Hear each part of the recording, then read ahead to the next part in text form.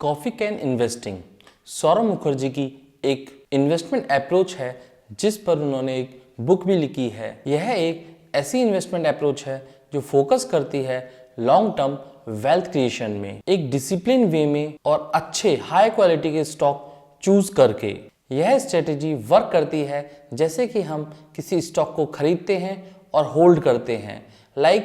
जब हम बिजी होते हैं तो हम कॉफ़ी बनाकर लाते हैं तो हम भूल जाते हैं, काफ़ी देर तक कॉफ़ी की तरफ हमारा ध्यान भी नहीं जाता है।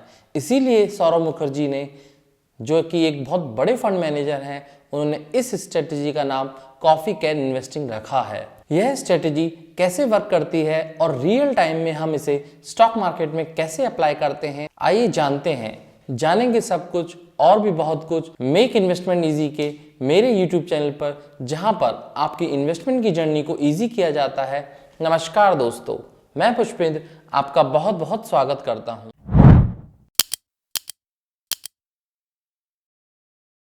आइए समझते हैं कॉफी कैन इन्वेस्टिंग आखिर क्या है और ये कैसे वर्क करती है। पहले हम बात करते हैं की principle of coffee can investing. तो यहाँ पर हम 5 पॉइंट एनालिसिस करेंगे। आखिर वो क्या क्या की प्रिंसिपल हैं जिन पर बेस्ड है coffee can investing. Number 1, long term focus. यह स्ट्रेटेजी तभी वर्क करती है जब स्टॉक होल्डिंग आपकी लॉन्ग टर्म के लिए हो, क्योंकि लॉन्ग टर्म में ही कंपाउंडिंग अपना वर्क कर पाती है अच्छे से। Number 2, quality stocks. Quality stocks में हमें हाई क्वालिटी स्टॉक्स खरीदने हैं, गुड मैनेजमेंट वाली कंपनीज को ही बाय करना है और कंपनीज के फंडामेंटल स्ट्रांग होने चाहिए और कंसिस्टेंसी से लास्ट 10 ईयर की परफॉर्मेंस कंपनी की अच्छी होनी चाहिए। Point number 3, minimal monitorings. Means हमें अपने पोर्टफोलियो को कम से कम मॉनिटर करना चाहिए, जिससे कि जब भी मार्केट में फ्लक्चुएशंस हो तो हम इम्पल्सिव रिएक्शन या फिर इम्पल्सिव डिसीजन ना लें और इस तरह के ही इमोशनल डिसीजन से बच सकें। Number 4, diversification. डाइवर्सिफिकेशन कितना इंपॉर्टेंट है ये तो आपको भली भांति पता होगा, क्योंकि सपोज कीजिए आप किसी एक ही कंपनी में पैसा लगा रहे हैं और वो कंपनी ही फ्रॉड निकल जाती है, तो ऐसी स्टेज में आपकी पूरी वेल्थ डिस्ट्रॉय हो सकती है। इसीलिए डाइवर्सिफिकेशन का कॉन्सेप्ट आया। एटलीस्ट 10 से 15 स्टॉक आपके पोर्टफोलियो में होने ही चाहिए, जिससे एक वेल डाइवर्स पोर्टफोलियो बन सके। Point number 5, buy and hold. इस स्ट्रेटेजी का मेन पार्ट यही है, आपको किसी भी स्टॉक को रीजनेबल प्राइस पर बाय करना है और मार्केट के शॉर्ट टर्म फ्लक्चुएशंस में आपको स्टॉक को सेल नहीं करना है। इस स्ट्रेटेजी के की प्रिंसिपल तो अब हमने देख लिए। अब बात आती है इन्हें इंप्लीमेंट कैसे करें या फिर स्टॉक सिलेक्शन, स्टॉक पिकिंग कैसे करें। चलिए जानते हैं इस स्ट्रेटेजी को इंप्लीमेंट कैसे करें।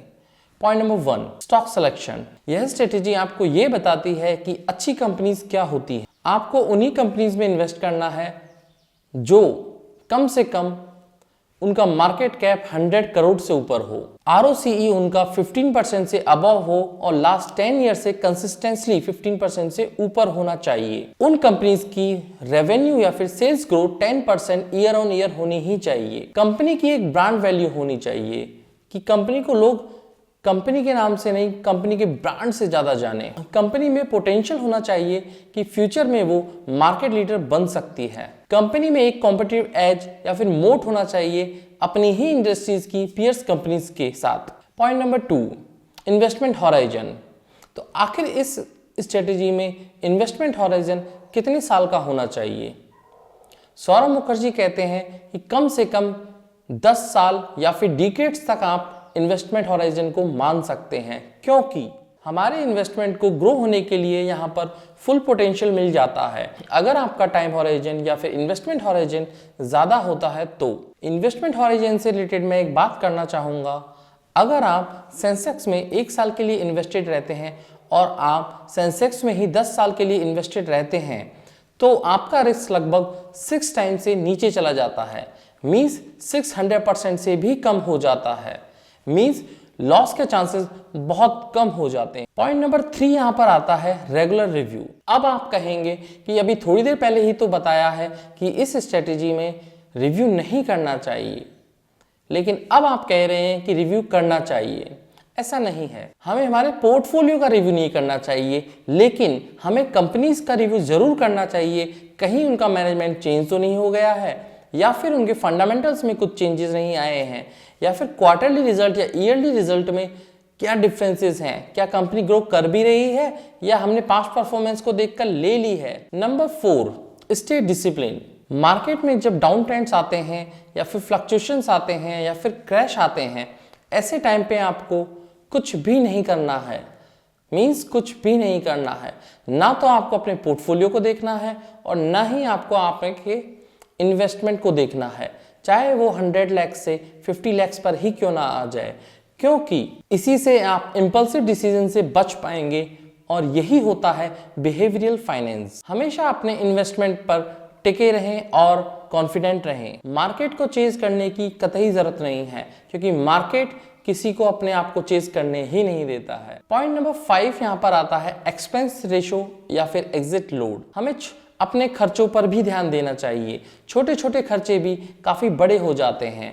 जैसे कि आप म्यूचुअल फंड में इन्वेस्टेड हैं और आपके पास है 1% का एक्सपेंस रेशो, तो 1% का एक्सपेंस रेशो 10 से 15 साल में हो सकता है लाखों या करोड़ों रुपए बन जाए। तो बेटर है हमें पहले ही ऐसे फंड चूज करने चाहिए या फिर ऐसे स्टॉक लेने चाहिए जिनमें हमारी मिनिमम से मिनिमम कॉस्ट आए। Point number 6, real estate investment trap. Real estate में इन्वेस्टमेंट एक ट्रैप हो सकता है। उसका रीजन ये है, रियल एस्टेट में लिक्विडिटी कम होती है और रियल एस्टेट में कैपिटल बहुत ज्यादा लगती है। रियल एस्टेट में स्टाम्प ड्यूटी, रजिस्ट्रेशन फीस भी काफी ज्यादा है और सबसे बड़ी बात, रियल एस्टेट में लक फैक्टर बहुत काम करता है। कैसे? कई बार क्या होता है कि किसी की लैंड के पास से कोई हाईवे निकल जाए तो उस लैंड की कीमतें आसमान छू लेती हैं, और कई बार क्या होता है उस जमीन की या लैंड की प्रॉपर्टी की वैल्यू बिल्कुल भी नहीं बढ़ती है और स्टेबल हो जाती है। Point number 7, small cap companies. हमें कभी भी नहीं भूलना चाहिए कि स्मॉल कैप कंपनीज और माइक्रो कैप कंपनीज में जितना पोटेंशियल होता है उतना मिड कैप या फिर लार्ज कैप में नहीं होता है। जितनी जल्दी स्मॉल कैप या फिर माइक्रो कैप मल्टी बैगर बनती हैं, उतनी जल्दी मिड कैप या फिर लार्ज कैप कभी नहीं बनती हैं। लेकिन स्मॉल कैप और माइक्रो कैप आप अपने साथ बहुत ज़्यादा रिस्क और बहुत ज़्यादा वोलेटिलिटी को लेकर आते हैं।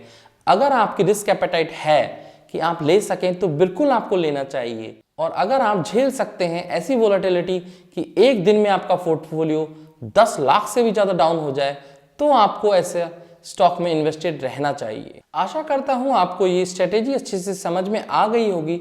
अगर आपको लगता है कि हम आपकी इन्वेस्टमेंट की जर्नी में कुछ वैल्यू ऐड कर रहे हैं, तो प्लीज़ मेरे इस वीडियो को लाइक कीजिए, शेयर कीजिए और कमेंट बॉक्स में कमेंट करना ना भूलें। मेरे यूट्यूब चैनल को सब्सक्राइब कीजिए और बेल आइकन को दबा दीजिए, जिससे आपके पास रेगुलर नोटिफिकेशन आ सके। आज के लिए इतना ही। मिलते हैं एक नई इंफॉर्मेशन के साथ एक नए वीडियो में। Stay tuned.